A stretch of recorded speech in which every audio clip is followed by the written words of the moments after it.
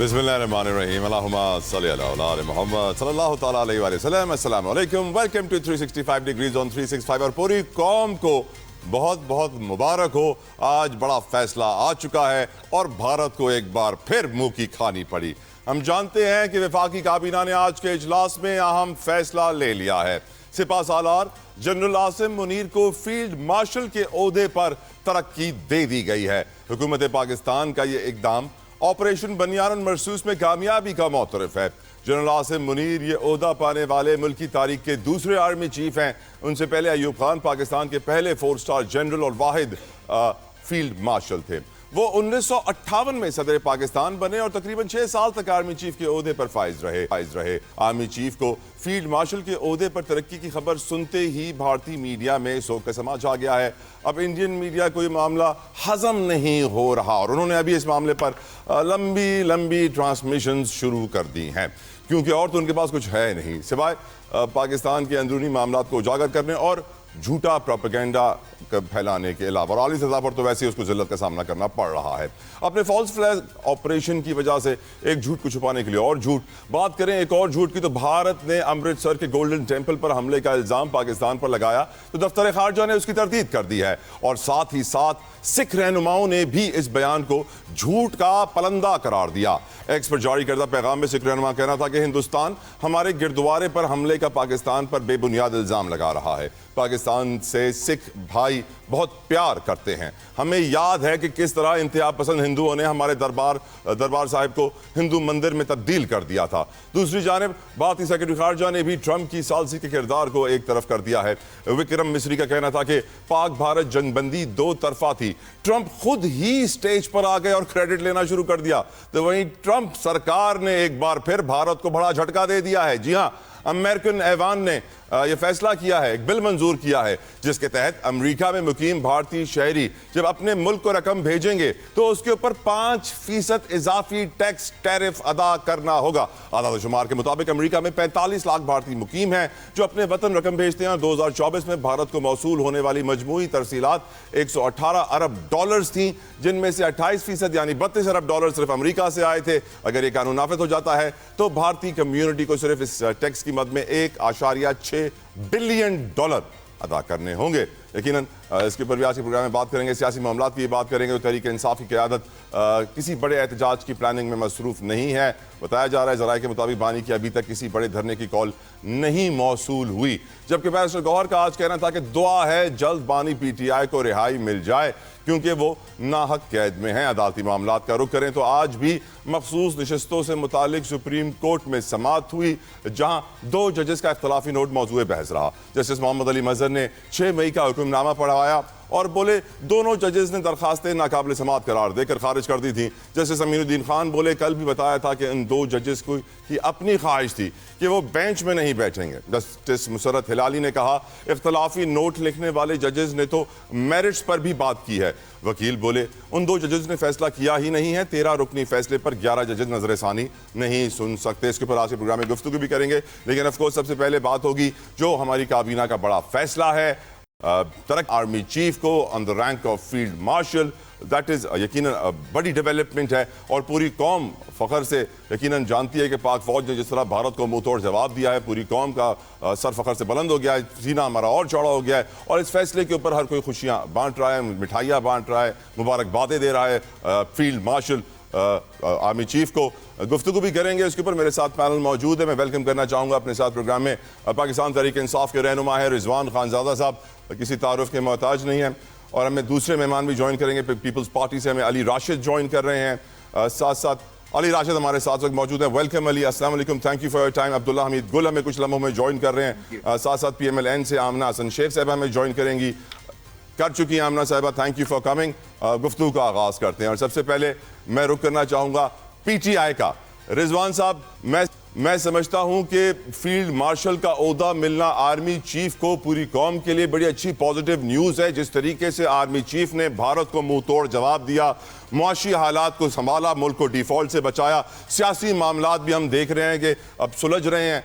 आपकी नज़र में कितनी बड़ी खबर है ये रिजवान साहब, और व्हाट इज़ टू बी, हम क्या एक्सपेक्ट करें, अब क्या हमारे आर्मी चीफ नेक्स्ट अचीव करने वाले हैं? रिजवान खानजादा साहब। इय्याका नअबुदु व इय्याका नस्तईन। तला जुतई साहब बहुत शुक्रिया। मैं आर्मी चीफ साहब को पाकिस्तान तहरीक इंसाफ की तरफ से मुबारकबाद पेश करता हूँ। मैं पूरी फ़ौज को मुबारकबाद पेश करता हूँ PTI की तरफ से। जिस तरह फ़ौज ने पूरी कौम का सर जो है फ़ख्र से बुलंद किया है इंडिया को मुंह तोड़ जवाब देते हुए, और हमें आर्मी चीफ से, अपनी फ़ौज से बहुत सी उम्मीदें वाबस्ता हैं। हमारी पूरी कौम को वाबस्ता हैं। पूरी PTI के वर्कर आर्मी चीफ का इंतज़ार कर रहे हैं कि जिस तरह आर्मी चीफ ने पूरी दुनिया के मसाइलों को देखा, पाक फ़ौज की तरह लेके चले, सपा सलार का किरदार अदा किया, तो मैं ये समझता हूँ कि आर्मी चीफ साहब इस वक्त PTI के मसले हल करेंगे। PTI के कायद, PTI के बानी, PTI के चेयरमैन इमरान खान साहब को भी रहा करेंगे। PTI की तमाम क़यादत को रहा करेंगे। PTI के वर्करों को रिहा करेंगे। PTI पाक फ़ौज के साथ है। ये मुल्क भी हमारा है, ये फ़ौज भी हमारी है। हम इनके साथ हैं, हम इनके साथ खड़े हैं, इंशाअल्लाह ताला खड़े रहेंगे। बिल्कुल ठीक, यानी आपने कह दिया कि इंटरनल मामलात में भी जो कुछ छोटी मोटी चीज़ें रह गई हैं उनको भी आर्मी चीफ, हमारे नए फील्ड मार्शल आने वाले वक्त में सुलझा देंगे। अली राशिद, अब आपकी नज़र में कितनी बड़ी खबर है ये? क्या इम्पैक्ट होगा इसका? भारत इस खबर को कैसे देख रहा है? और क्या जो हमारे PTI वाले भाई ख्वाहिश कर रहे हैं कि अब इंटरनल पॉलिटिकल मैटर्स भी रिजॉल्व हो जाएंगे? Your views on it Ali Rashid. बिस्मिल्लाहिर्रहमानिर्रहीम। देखें, बिल्कुल आई थिंक इट्स वेरी इंपॉर्टेंट फैसला है जो हुआ है और होना भी चाहिए। उन्होंने जो लीडरशिप का मुजाहरा किया है, नॉट जस्ट ये अभी जो इंडिया के साथ हमारी कन्फ्रंटेशन हुई जिसमें India left with bloody nose, उसके अलावा भी अगर आप ओवरऑल उनकी परफॉर्मेंस देखें तो स्टेबिलिटी लाने में, जब उनके आने से पहले और होने के बाद एक पॉलिटिकल पोलराइजेशन की तरफ मुल्क जा रहा था। चीज़ें और जब से वो आए हैं, डॉलर भी स्टेबल है, इकोनॉमी भी सही है, हुकूमत भी सही चल रही है, टेररिज्म के खिलाफ उनके इनिशिएटिव्स जो हैं वो बहुत अच्छे हैं और एक मोरल हाई हुआ है आर्मी का। और जाहिर सी बात है उनकी लीडरशिप, और he is on the same page जो सिविल हुकूमत है उनके साथ मिलके काफ़ी चीज़ें जहां उनको अपना रोल प्ले करना है। तो I think it's a very welcome thing कि ये चीज़ होने जा रही है। और जाहिर सी बात है it's a nightmare for India, इसलिए कि जिस शख्स ने उनको इंडिया की नींद हराम कर दी, जिस शख्स ने इंडिया एडवेंचरिज्म करना चाह रहा था, कोशिश की और उनको मुंह की खानी पड़ी। और हम सबको पता है कि किस वजह से ये हो रहा था कि एक इंडिया में जब अनफॉर्चुनेटली जब भी इलेक्शंस हो रहे होते हैं तो कैंपेन में वो पाकिस्तान को टारगेट करते हैं। एंटी पाकिस्तान सेंटिमेंट इंडिया में बिकता है तो वो इलेक्शंस में यूज करते हैं। और हमें पता है बिहार में इलेक्शंस होने जा रहे हैं, तो मोदी ने ये गलत फैसला किया या गलत फहमी थी कि मैं थोड़ा एडवेंचर करूंगा तो वहां से कुछ होगा नहीं, तो मैं I will be A hero. मगर वो बैकफायर हो गया। पाक फौज ने under the leadership of general Asim Munir, उन्होंने उनके 6 जहाज गिराए और फिर सब चीजें हुई और इन टेस्टिंग टाइम साबित करके दिया, ट्राइड एंड टेस्टेड है। तो I think it's a very खुशाइन चीज है। बिल्कुल ठीक, बिल्कुल ठीक। अब्दुल्ला हमीद गुल साहब, बहुत शुक्रिया आपके वक्त के लिए। मैडम आमना, मैं आपके पास इसलिए आखिर में आऊंगा क्योंकि आप रूलिंग पार्टी हैं, that's why I am coming to you in the end. Sorry आपको इंतजार कराना पड़ रहा है। अब्दुल्ला हमीद गुल साहब, आपने 6 दिन पहले ही अपने ट्विटर पे लिख दिया था कि ये इकदाम होना चाहिए। मुझे बताइए इस इकदाम का इम्पैक्ट क्या होगा? इससे पाकिस्तान को मजीद क्या फ़ायदा होगा? इससे मजीद हम कौन से टारगेट्स अचीव करेंगे? और ये कितनी बड़ी खबर है पाकिस्तान के लिए और दुनिया के लिए? अब्दुल्ला हमीद गुल साहब। बिस्मिल्लाहिर्रहमानिर्रहीम। बहुत शुक्रिया जी। पहले तो जाहिर है पूरी कौम को, जनरल आसिम मुनीर और उनकी फैमिली को मुबारकबाद हो, और air chief marshal Zaheer Ahmed Sidhu साहब को जो है वो मुबारक हो कि उनकी भी मुद्दत मुलाजमत में जो है वो तौसी की गई है। और ये मेरे ख्याल में ये उन्होंने रिस्पेक्ट दोनों ने अर्न की है, जिसको कहते हैं ना, ये वो उसके जायज़ हकदार है। आईनी और कानूनी तौर पर फील्ड मार्शल का ओहदा उनको मिलना चाहिए था। उसकी वजह यह है कि जब जंग जीतता है कोई सिपा सालार तो उसको अल्हम्दुलिल्लाह इस ओहदे के ऊपर फायज किया जाता है। ये 5 स्टार का एक ओहदा होता है, इसमें सेरेमोनियल भी होता है। और ये जुल्फ़िकार अली भुट्टो साहब के दौर के अंदर पहले आर्मी चीफ जो थे, पहले कमांडर इन चीफ कहलाते थे, जो कि आर्मी, नेवी और एयरफोर्स के कमांड करते थे। और उस जमाने में फिर जो है वो बाकायदा जनरल टिक्का खान को पहले आर्मी चीफ के तौर पर मुतारिफ कराया गया। लेकिन कमांडर इन चीफ का मतलब यह है कि जाहिर है वो तीनों फोर्सेस के ऊपर कमांड, लेकिन फिर पाकिस्तान के अंदर एक और ओहदा क्रिएट हुआ और चेयरमैन ज्वाइंट चीफ जो है स्टाफ कमेटी वो कहलाया गया, जो कि इस टाइम पे टेक्निकली आर्मी, नेवी और एयरफोर्स से जो है वो सीनियर होता है, उसमें रुतबे के लिहाज से होता वो 4 स्टार है। लेकिन क्योंकि अब ये 5 स्टार बन गए हैं तो देखना यह है कि ज्वाइंट चीफ का ओहदा जो है वो क्या रहेगा। और दूसरी बात यह है कि जिस तरीके से जनरल अयूब खान साहब के साथ, उनके साथ एक जनरल मूसा खान 4 स्टार के तौर पर सर्व किया उन्होंने, और फिर जनरल याहिया खान जो थे वो भी 4 स्टार के तौर पर उनके साथ सर्व किए। देखना यह है कि क्या जो अभी, क्योंकि जाहिर है ये अभी इसकी तफसीलात आना बाकी है, कबल अज वक्त होगा कुछ भी कहना, लेकिन क्या आर्मी चीफ जो है उसकी नई तकर्री होगी, कोई नए आर्मी चीफ भी आएंगे, और क्या यानी ये पॉसिबिलिटी है कि field marshal general Asim Munir साहब रहेंगे और एक आर्मी चीफ भी दूसरा आ सकता है, ये पॉसिबिलिटी है? जी, ये टेक्निकली मैं माजी को सामने रखते हुए आपको ये बता रहा हूं। माजी में सर एक ही फील्ड मार्शल पहले आया, आप अयूब खान के दौर को सामने रख के बता रहे हैं? जी, तो अयूब खान साहब के दौर के अंदर जो है ना 4 स्टार थे ना, मैंने तो आपको दोनों के नाम बता दिए, तो इसलिए ये बिल्कुल मुमकिन हो सकता है। अब देखना ये है कि क्या फिर ज्वाइंट चीफ का जो ओहदा है उसका क्या होगा, क्योंकि वो टेक्निकली तो सीनियरिटी लिस्ट में है, लेकिन 5 स्टार जब बन जाएंगे तो जाहिर है 4 स्टार सीनियर नहीं होता। इसका दुनिया में क्या इफेक्ट होगा, मेरे ख्याल में सबसे पहले तो भारत के ऊपर इफेक्ट होगा। भारत जो झूठा प्रोपेगेंडा कर रहा है कि जी ये जंग उन्होंने जीत ली है, तो बड़ा वादे हो जाएगा कि दुनिया ने इस चीज को एक्नॉलेज किया है। ये कोई पाकिस्तान अकेला नहीं कह रहा कि ये जंग हमने जीती है, बल्कि अमरीकी अखबार कह रहे हैं, बरतानवी अखबार कह रहे हैं, फ्रांस के अखबार कह रहे हैं, और अरब दुनिया जो है वो कह रही है। तो एक पूरी दुनिया जो है वो ये बात कर रही है कि जनाब पाकिस्तान ने ये जंग जीता है अल्हम्दुलिल्लाह। दूसरा ये है कि सीनियरिटी के अंदर आ जाएंगे तो हम मनसब दुनिया के कहीं भी दौरों पे जाएंगे तो जनरल आसिम मुनीर साहब का एक एलिवेटेड उनको एज हासिल होगा 5 स्टार के तौर पे। आप मादी के अंदर अगर झरोकों में जाएं तो दुनिया में एक ही 6 स्टार जनरल था जिसका नाम था हिटलर, और एडोल्फ हिटलर जो थे वो फेहरर कहलाते थे।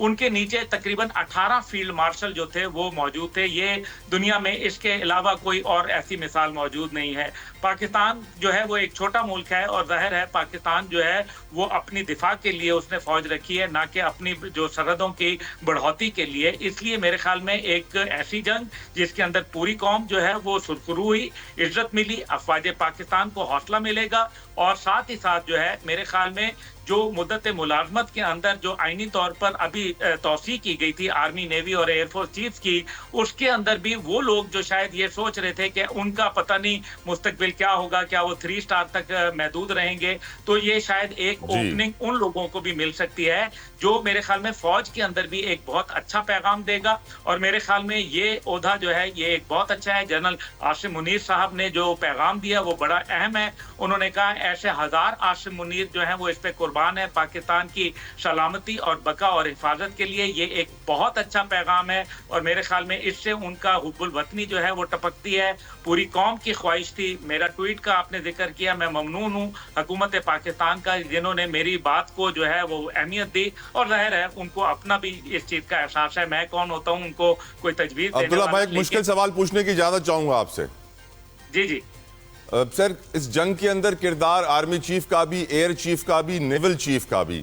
अब एयर चीफ को सेकंड एक्सटेंशन मिल गई, don't you think naval chief को भी मिलनी चाहिए थी कुछ सर इजाफी टाइम अवार्ड में? देखिए, नेवल चीफ का जो है वो मामला यह है कि ऐसा वॉर, नेवी की वॉर जो है वो नहीं हुई, डायरेक्ट कन्फ्रंटेशन नहीं हुई। ऑल्दो कि वॉर गेम्स जरूर हुई, लेकिन नेवी की बराह रास्त कन्फ्रंटेशन नहीं हुई। इसलिए हो सकता है कि इसको भी जो है वो मलूज़े खातिर रखा जाए, लेकिन फिलहाल अगर करना होता तो ये अभी तक सामने आ जाता। फिलहाल क्योंकि एयरफोर्स और आर्मी जो थे वो फ्रंट लाइन के ऊपर थे, इस वजह से। और सबसे बड़ा लोग ये आज बात कर रहे हैं कि जी एयर चीफ के हवाले से मैं ये बताना चाहता हूं कि फैसला जंग करने का और उनको एक जबरदस्त किस्म का करारा जवाब देने का किसी और का नहीं बल्कि सिपा सलार जनरल आसिम मुनीर का था। और इस वजह से उनको ज्यादा पजीराई, क्योंकि देखिए ना, कमांड जो कर रहा होता है पाकिस्तान फौज की कमांड, जैसे मैंने आपको माजी के झरोकों में कहा कि फील्ड जो कमांडर इन चीफ कहलाता था, तो कमांडर इन चीफ का जो ओहदा है मेरे ख्याल में आप देखते हैं कि ये बरतानवी स्टाइल के ऊपर सीडीएस का कमांड जाएगा या फिर उसको फील्ड मार्शल का जो हमारा एक तरीका कार रहा है उसके। बहरहाल ये एक बहुत अच्छा फैसला है। बिल्कुल ठीक। मैडम आमना, आपकी नजर में क्या आज पाकिस्तान में सिविल मिलिट्री लीडरशिप की जो ताल्लुकात हैं, रिलेशनशिप है, क्या वो तारीख की बुलंद तरीन सतह पर हैं? आप इस फैसले को कैसे देखती हैं? आपकी नज़र में फील्ड मार्शल सैयद आसिम मुनीर का किरदार पाकिस्तान की मुस्तकबिल को किस तरह बेहतर करने जा रहा है, इसके ऊपर अपनी राय दीजिएगा मैडम।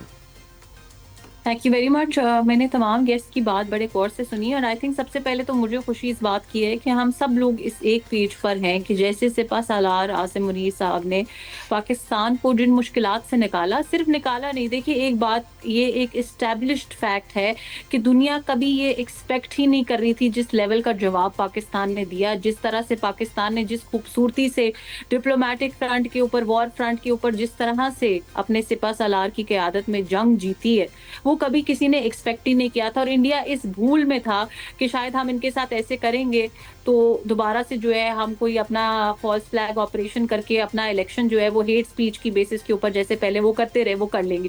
लेकिन आई थिंक, और बार बार हमारे जो DG ISPR है वो कहते रहे कि we reserve the right to take action at a place and time of our choosing.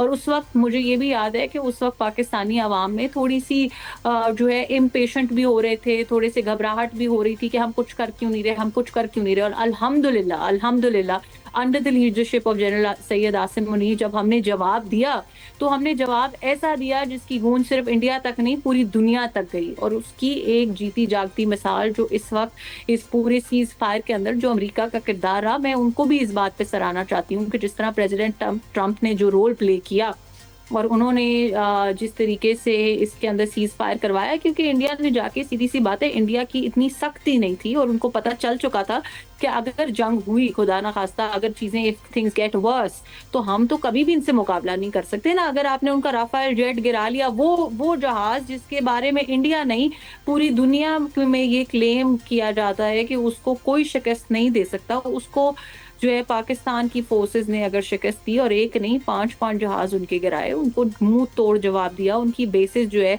वो तबाह की, उनका S-400 जिसको कभी किसी ने सोचा ही नहीं था कि वो हम खत्म कर सकते हैं, उनको उसको अटैक किया। So Alhamdulillah, I am very proud as a Pakistani, as a Muslim. Also, I would like to say कि जिस तरह से मैं समझती हूँ कि there's a very emotional part to it for me at least. Madam Amna, मेरे एक सवाल का जवाब दे दें। क्या पाकिस्तान की 76 इयर्स की हिस्ट्री में आज जो हमारे प्राइम मिनिस्टर के और आर्मी चीफ के ताल्लुकात हैं, क्या हम ये कह सकते हैं कि तारीख की बुलंद तरीन सतह पर हैं? कभी पहले प्राइम मिनिस्टर के और आर्मी चीफ के इतने अच्छे ताल्लुकात नहीं थे जितने आज हैं मैडम। 110% एंड आई थिंक कि मेरे जवाब से ज्यादा इस वक्त जो पाकिस्तान को पजीराई मिल रही है पूरी दुनिया में, वो चीख कर ये बता रही है कि पाकिस्तान की हिस्ट्री में कोई सिविल मिलिट्री लीडरशिप इकट्ठी together as one force, as one team इतनी स्ट्रांग नहीं हुई जितनी आज की क़यादत मजबूत है। क्योंकि पाकिस्तान को अल्हम्दुलिल्लाह जो इज्जत मिल रही है, जो पाकिस्तान को स्ट्रांग फुटिंग मिल रही है, जो पाकिस्तान ने जंग जीती है, जो पाकिस्तान ने अपना मकाम कायम किया है, वो आज से पहले कभी नहीं हुआ। सो आई एम वेरी हैप्पी और मैं मुबारकबाद पेश करना चाहती हूँ जनरल सैयद आसिम मुनीर को to be honoured with the title of a field marshal. और मैं समझती हूँ कि वाकई में आज तक नॉट ओनली आपने कहा कि इतने सालों की हिस्ट्री में, मैं समझती हूँ कि वाकई इससे पहले ना ऐसा हुआ, ना मैं समझती हूँ कि इसके बाद हमें कोई ऐसा सिपा सालार मिल सकता है कि जिसने पाकिस्तान का झंडा जो है वो पूरी दुनिया में बुलंद किया। भारत अभी अपने पुराने झूठों को छुपाने में लगा हुआ था कि अब फील्ड मार्शल की खबर आ गई है जिससे बड़ा परेशान है। खैर, आज जो भारत ने नया झूठ फैलाने की, प्रोपेगेंडा करने की कोशिश की, वो ये था कि पाकिस्तानियों ने सिखों की मुकद्दस जगह जो उनका टेंपल है, गोल्डन टेंपल, उसको टारगेट किया है, निशाना बनाया, जिसके बाद दफ्तर खारजा के तर्जुमान ने आके पूरे मुल्क को, पूरी दुनिया को बताया कि नहीं, पाकिस्तान किसी मजहबी जगह को टारगेट नहीं करता, पाकिस्तान कभी किसी सिविलियन पॉपुलेशन को टारगेट नहीं करता, शहरियों को टारगेट नहीं करता। और ये एक और झूठ है। और फिर सिख रहनुमाओं ने भी आकर सोशल मीडिया पर, इलेक्ट्रॉनिक मीडिया पर, प्रिंट पे हर जगह आके बता दिया है ये भारतीय झूठ है। मैं याद है अमृतसर पे भी भारत ने मिसाइल गिराए थे और बोल दिया था कि पाकिस्तान ने गिराए, सिर्फ इसलिए क्योंकि पाकिस्तान खालिस्तान तहरीक को सपोर्ट करता है, जिसकी वजह से सिख बरादरी पाकिस्तानियों को अपना भाई कहते हैं। और जिस तरह पहले भारत ने कोशिश की थी कि पाकिस्तान को चाइना से दूर किया जाए, अब वो कोशिश कर रहे हैं कि पाकिस्तान को सिखों से दूर किया जाए, क्योंकि ये ताकतें अगर मिल जाती हैं तो फिर भारत को मुंह की खानी पड़ती है। खैर, भारतीय झूठ का जवाब मैं ये गुफ्तगू का आगाज़ करना चाहूँगा आमना साहिबा से, क्योंकि लास्ट टाइम मैंने उनसे आखिर में लिया था। आमना साहिबा, आपकी नज़र में पहले ही वो अपने एक झूठ को कवर कर रहे हैं, ये सिखों के हवाले से पाकिस्तान को लड़वाने की कोशिश कर रहे हैं, और फील्ड मार्शल की भी खबर आ गई। भारत एक झूठ को छुपाने के लिए लाख झूठ कह रहा है, पाकिस्तान जिस तरीके से रिस्पॉन्ड कर रहा है, आपका ओपिनियन मैडम इसके ऊपर? चला, आई थिंक ये आपने कहा कि उनका एक झूठ, मेरा ख्याल है कि उनकी तो आज तक की सियासत जो है मोदी सरकार की, वो झूठों की बेसिस पे ही बनी हुई है। ऐसा नहीं है कि उन्होंने एक झूठ बोला। आज से पहले उन्होंने जितने फॉल्स फ्लैग ऑपरेशंस किए, जिस तरह से, और झूठ की आपने बात की, तो माशाल्लाह से जो इंडियन मीडिया है, मेरा ख्याल है जो किरदार उन्होंने इस बार प्ले कर दिया, मैं आप सबको खराज तहसीन पेश करती हूँ। I have massive respect for all of you the media of Pakistan, क्योंकि आप लोगों ने जितना पॉजिटिव किरदार रोल किया, उतना ही गलीज और नेगेटिव रोल जो है वो इंडियन मीडिया ने प्ले किया। सुबह दोपहर शाम उन्होंने झूठ बोले। सो अनफॉर्चुनेटली मैं समझती हूँ कि आपने कहा कि उन्होंने पाकिस्तान के ऊपर ये इल्ज़ाम लगाया, उन्होंने एक तो पाकिस्तान के ऊपर इल्ज़ामात की लाइन लगा दी, सिर्फ ये एक इल्ज़ाम नहीं लगाया, इससे पहले पहलगाम से लेके आज तक देखें तो मेरा ख्याल है कि सैकड़ों झूठ वो बोल चुके हैं। और दूसरे झूठ जो उन्होंने बोले कि जी हम कराची पे कब्जा कर चुके हैं, कराची पोर्ट हमारा हो चुका है, पिंडी में आग लग चुकी है, लाहौर में जंग का समा हो चुका है।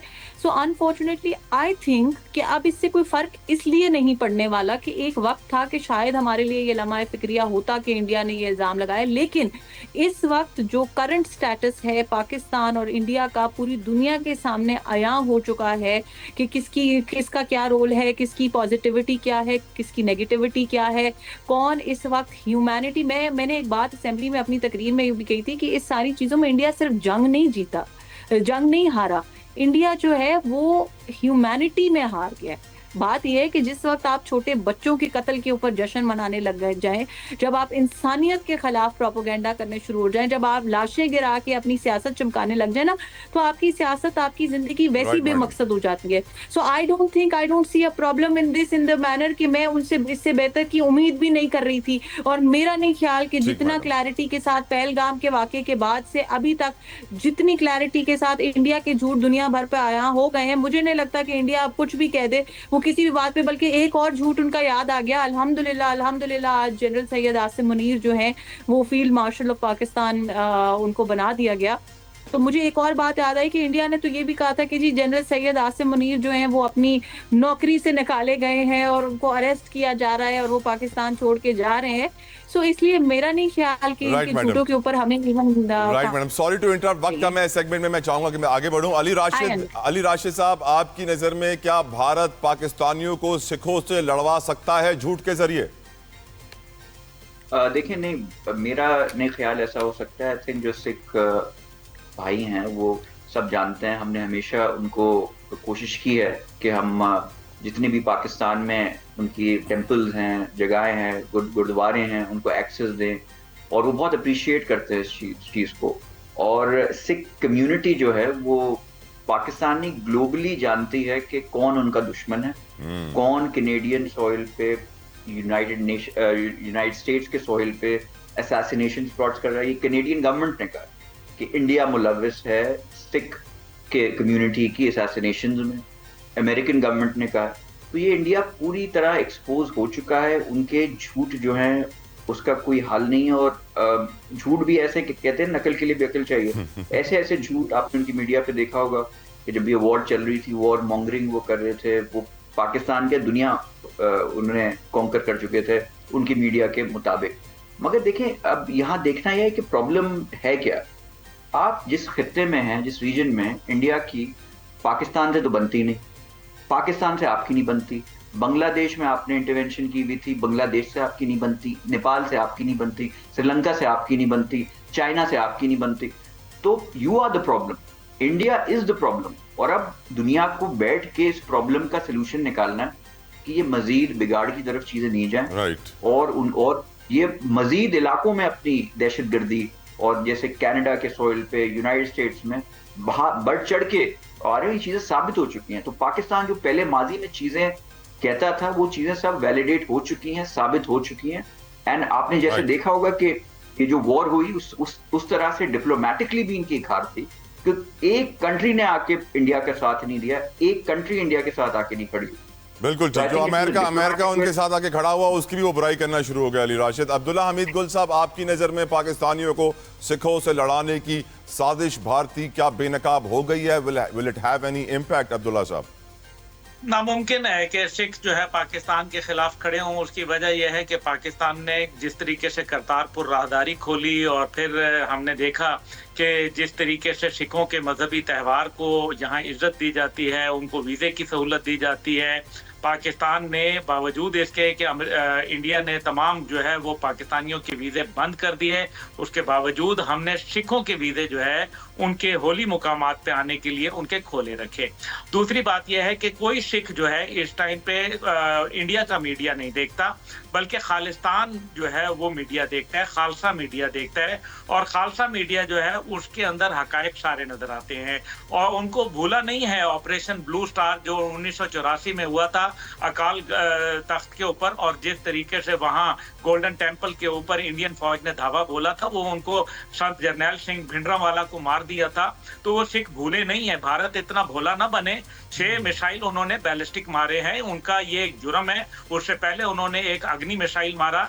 कभी किसी दुनिया के मुल्क ने जो है अपनी अकलियतों के ऊपर बैलिस्टिक मिसाइल नहीं मारे, और इसी वजह से पूरी दुनिया में से किसी ने पाकिस्तान को मोरद इल्जाम नहीं ठहराया। पाकिस्तान के दफ्तर खारजा को फौरी चाहिए कि मामला जो है वो इंटरनेशनली लेके जाएं और इंक्वायरी डिमांड करें कि जनाब किसने अमृतसर के ऊपर मिसाइल मारे, क्योंकि उसके रिमेन्स मिल जाते हैं, सैटेलाइट के ऊपर ट्रेसेस मौजूद होते हैं। ये कोई ऐसी बड़ी बात नहीं है, ये कोई रॉकेट साइंस नहीं है जो कि नजर ना आ जाए। लेकिन जो दूसरी बात इसके अंदर बड़ी मैं वो जरूरी करना चाहूंगा, देखें पिछला आपका एक सवाल था जिसके अंदर वो कहा कि जी पहले कभी कोई इस पेज पे नहीं आए। नहीं, पहले भी लोग जो है आर्मी और सिविल मिलिट्री रिलेशन जो थे वो बहुत अच्छे पेजेस पे रहे हैं, लेकिन मीनिंगफुल पेजेस के ऊपर आना, यानी कि उनका मंतकी कोई अच्छा नतीजा निकलना, ये एक और बात है जो कि मेरे ख्याल में मौजूदा वक्त के अंदर हम देख रहे हैं। तीसरी बात जो उसके अंदर है कि पीटीआई की क़यादत जो है वो जनरल आसिम मुनीर नहीं निकाल सकते। उसकी वजह यह है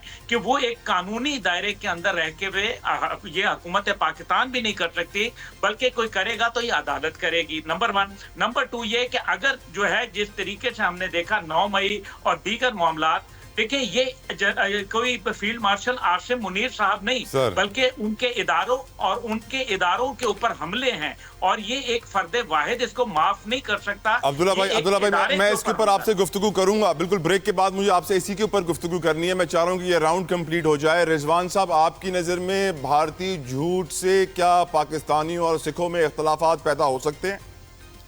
देखें जी जतोई साहब, जहाँ तक सिखों का ताल्लुक़ है, सिखों को ज़माने कदीम से पाकिस्तान सपोर्ट करता रहा है, करता रहेगा। इंडिया में रहने वाले मुसलमानों को पाकिस्तान सपोर्ट करता है, इंशाअल्लाह ताला करता रहेगा। जिस तरह कायदे आज़म को कोई नहीं भूल सकता, डॉक्टर कदीर ख़ान को कोई नहीं भूल सकता, तो इस तरह जनरल हमीद गुल साहब को भी कोई नहीं भूल सकता। जो इनकी खिदमात हैं पूरे पाकिस्तान के लिए सब जानते हैं। ना हम इंडिया से डरते हैं ना डरेंगे इंशाअल्लाह ताला। इंडिया को हमसे डरना चाहिए, क्योंकि हमारे पास लड़ने का जज्बा है। ला इलाहा इल्लल्लाह मुहम्मदुर रसूलुल्लाह कलमा पढ़ के जब हमारा फ़ौजी चलता है तो उसको भागने का रास्ता नहीं है, वो शहीद होने के लिए जाता है। और जो फ़ौजी शहीद होने के लिए लड़ते हैं, ना वो डरते हैं, ना वो भागते हैं, ना वो झुकते हैं। तो इंडिया हमारे साथ ना लड़ सकता है और ना लड़ेगा तो जो इसने ये खाई है इससे ज़्यादा मार खाएगा। बिल्कुल ठीक। आर्मी चीफ के फील्ड मार्शल बनने के बाद बहुत सारे पाकिस्तानी ये कहते हैं कि सियासी इस्तेहकाम भी पाकिस्तान में आना चाहिए, और उसके लिए जरूरी है कि साबिक वजीर आजम को जेल से निकाला जाए। लेकिन मेरे प्रोग्राम में इस वक्त मौजूद 2 मोअज़्ज़ज़ मेहमानों की 2 बड़ी स्टेटमेंट्स आपके सामने रख रहा हूं। एक तरफ अब्दुल्ला हमीद गुल साहब ये कह रहे हैं कि आर्मी चीफ या फील्ड मार्शल साहब इमरान खान को जेल से नहीं निकाल सकते, अदालतें उनको निकालेंगी, सिस्टम से निकलेंगे वो। दूसरी तरफ मेरे साथ मौजूद हैं रिजवान खानजादा साहब, और वो ये कहते हैं कि इमरान खान अपनों की वजह से जेल में हैं, और रिजवान साहब है भी पीटीआई से। तो मैं पूछूंगा आपसे रिजवान साहब, पहले आपकी तरफ आता हूं, आप बताइए कि वो कौन से अपने हैं जिनकी वजह से इमरान खान जेल में हैं, और क्या आप समझते हैं कि इस वक्त पाकिस्तान की पॉजिटिव इमेज के लिए दुनिया भर में ये मैसेज जाना चाहिए कि हमारे फील्ड मार्शल साहब ने न सिर्फ दुश्मन को धूल चटाई बल्कि पाकिस्तान के अंदरूनी मामला जिस तरह मईशत में उन्होंने बेहतरी लेकर आए हैं उसी तरीके से सियासी इस्तेकाम में भी अपना किरदार अदा कर रहे हैं। रिजवान साहब देखिए तल्ला जतोई साहब, मैंने पहले ही कहा था कि आर्मी चीफ साहब सब कुछ कर सकते हैं। आर्मी चीफ साहब के पास जो पावर है, फील्ड मार्शल साहब वो सब कुछ कर सकते हैं। इमरान खान को बाहर भी निकाल सकते हैं, इस्तेकाम भी ला सकते हैं, मुल्क से करप्शन भी खत्म कर सकते हैं, एक एक शख्स को इंसाफ भी फराहम कर सकते हैं। बात यह है कि करना चाहें तो। और जहां तक आपने बात की कि इमरान खान साहब अपनों की वजह से जेल में हैं, बिल्कुल मैं इस बात को तस्लीम करता हूं कि इमरान खान साहब कुछ अपनों की वजह से जेल में है। 8 फरवरी को जो इस कौम ने जो इमरान खान को वोट दिया है, 8 फरवरी, ये 47 की जो हुकूमत है किसने बनाई, क्यों बनाई, सबको पता है। मैं माजी में नहीं जाना चाहता, मैं इस मुल्क को तरक्की की तरफ देखना चाहता हूं। इमरान खान ने जो ख्वाब देखा रियासत मदीना का, हम उसकी ख्वाहिश रखते हैं, इसीलिए हम चाहते हैं कि ये समझौता हो जाए, इस मुल्क को तरक्की की तरफ ले जाया जाए। और मैं चाहता हूं कि आसिम मुनीर साहब इसको हल करें, इन मामलात को पीटीआई के तमाम कारकुनों को, लीडरान को समेत इमरान खान साहब को रिहा करवाएं। अब बात रही अदालतें रिहा करेंगी, अदालतें जो रिहा करेंगी तो हम अदालतों से भी अपील करते हैं कि आप इंसाफ करें। बात रही 9 मई की, तो मैं हमीद गुल साहब, अब्दुल्ला गुल साहब जो हैं, ये इनसे कहता हूं कि जी फिर मैं कहूंगा कि 9 मई बहाना था और इमरान खान निशाना था। अपनों की वजह से इसलिए बंद है कि जो करोड़ों वोट, अपनों को क्या फायदा होगा इमरान खान को जेल सर में डाल मसला के? यह है जतोई साहब के जिन लोगों को इस कौम ने वोट दिया, 8 फरवरी को जिन लोगों को इस कौम ने वोट दिया वो मजे कर रहे हैं, वो असेंबलियों में बैठे हैं, वो तनख्वाहें ले रहे हैं, वो खा रहे हैं, पी रहे हैं, और इमरान खान साहब जेल में हैं। अब जब हम रिहाई की बात करते हैं, हम धरनों की बात करते हैं, हम निकलने की बातें करते हैं, तो ये हमें बार बार फिर टीवी पे ले आते हैं कि जी अब मुज़ाकरात हो रहे हैं, अब छोड़ा जा रहा है, अब डील हो रही है, अब फलां हो रहा है, अब फलां हो रहा है, ये फलां हो रहा है। अब ये वर्कर पीटीआई का खत्म हो चुका है। अब हम सिर्फ और सिर्फ अलीमा खान साहिबा की तरफ देख रहे हैं। पीटीआई का वर्कर, पीटीआई का वोटर, पीटीआई का सपोर्टर इस वक्त अगर यकीन करता है तो सिर्फ अलीमा खान साहिबा की तरफ करता है, उनकी बातों पर यकीन करता है, और हमें किसी भी ओहदेदार की बात पर यकीन नहीं है। गौहर खान जो कह रहे हैं कि इस हफ्ते इंशाल्लाह इमरान खान रिहा हो जाएंगे, ये सिर्फ बातें हैं, इन पर यकीन ना करें। ये वर्करों को लॉलीपॉप देने की कोशिश की जा रही है गौहर खान साहब की तरफ से। रोड पे आना चाहिए और आएंगे। ये अगर आप कह रहे हैं कि एहतजाज नहीं होगा, मैं आपको बता रहा हूं कि अगर ये मसला नहीं होगा तो एक एक वर्कर रोड पे होगा, अब्दुल्ला हमीद गुल झंडा भी होगा और झंडा भी होगा, फिर हम पीछे नहीं हटेंगे। अब्दुल्ला हमीद गुल साहब, आपका ओपिनियन पहले आ चुका कि आर्मी चीफ इमरान खान को जेल से नहीं निकालेंगे, अदालतें निकालेंगी, लेकिन आपका ये ओपिनियन है सर कि ये दुनिया के लिए एक पॉजिटिव इमेज जरूर होगा कि जब वो फील्ड मार्शल बनते हैं और मुल्क को सियासी इस्तेहकाम का तोहफा भी देते हैं। अब्दुल्ला हमीद गुल साहब देखें, बहुत बहुत शुक्रिया इनके जज्बात और एहसासात का। इन्होंने बड़े अच्छे कलिमात मेरे वालिद साहब के लिए अदा किए, मैं ममनून हूं। लेकिन मैं इसको जरा रिफ्रेश कर देता हूं। 9 मई बहाना था और कायदे आजम का पाकिस्तान निशाना था, और अफवाज पाकिस्तान जो है वो भी निशाना था। और जब 9 मई का मामला पूरा नहीं हुआ तो फिर 7 मई को बराह रास्त हमला हुआ। तो 9 मई से 7 मई का सफर जो है वो हमें नजर आ गया। तब जिन्ना हाउस के ऊपर हमला किया गया, फिर जिन्ना के पाकिस्तान पर 7 मई को हमला किया गया। इसलिए पहली बात तो इसको समझें। दूसरी बात यह है कि आर्मी की हाई कमांड और खास तौर पे DGI-SPR इस पे 2 नहीं बल्कि 3 प्रेस कॉन्फ्रेंस कर चुके हैं, जिसके अंदर उन्होंने कहा है कि ये मामला अदालतों में है और अदालतें जो भी करेंगी वो करेंगी। तो मेरे ख्याल में ये तासुर हमें नहीं देना चाहिए कि ये कोई किसी फर्द वाहिद के हाथ के अंदर है। ये फर्द वाहिद के हाथ में नहीं है और ये अदालत का मामला है। इंटरनेशनली इसको दुनिया देख रही है, और अगर इमरान खान साहब मासूम हैं, इसके अंदर जो है वो बेकसूर हैं, तो यकीनन वो और उनके साथी जो भी बेकसूर है उसको फारिग होना चाहिए मुकदमात से। लेकिन दूसरी जानिब मुझे ये बताइए कि क्या 9 मई का वाकया पेश आया? चाहे कोई भी है, तला साहब, चाहे मैं जिम्मेदार हूं, लेकिन मुझे सजा मिलनी चाहिए। अगर मुझे सजा नहीं मिलेगी तो रोजाना रियासत के ऊपर हमले होंगे, चाहे उसके अंदर कोई भी हो, चाहे मैं ही क्यों ना हूं। अब्दुल्ला साहब, क्या सजा मिली नहीं है? क्या सजा मिली नहीं है? नहीं, देखें, बात यह है कि अभी बहुत सारे लोग जो हैं वो 9 मई के हवाले से जो उनके ऊपर 9 मई के मुकदमात हैं, उनकी सजाएं जो है मजबूत अंदाज में देनी चाहिए, वरना हर रोज कोई उठेगा, रियासती इदारों के ऊपर हमला करेगा और फिर इसके अंदर पूरी फौज के ऊपर हमला किया गया, एयरफोर्स के ऊपर हमला किया गया, ISI के ऊपर हमला किया गया, आर्मी के ऊपर हमला किया गया, पाकिस्तान के चागी के पहाड़ों के ऊपर हमला किया गया, रेडियो पाकिस्तान पेशावर पर हमला किया गया। ये वो बातें हैं जिसका पूरी दुनिया ने सर, सीज फायर तो भारत के साथ भी हो गया। सर, सीज फायर तो भारत के साथ भी हो गया। सीज फायर भारत के साथ हुआ क्योंकि, लेकिन क्या भारत दोस्त बन गया? ये बताइए ना, भारत दुश्मन का दुश्मन रहा। थैंक यू अब्दुल्ला हमीद गुल साहब, थैंक यू रिजवान साहब। आपके ये शो का वक्त तमाम हो गया है। Viewers, I will see you tomorrow. अपना ख्याल रखिएगा, सोशल मीडिया पर फीडबैक जरूर दीजिएगा। अंटिल नेक्स्ट टाइम, अल्लाह हाफिज।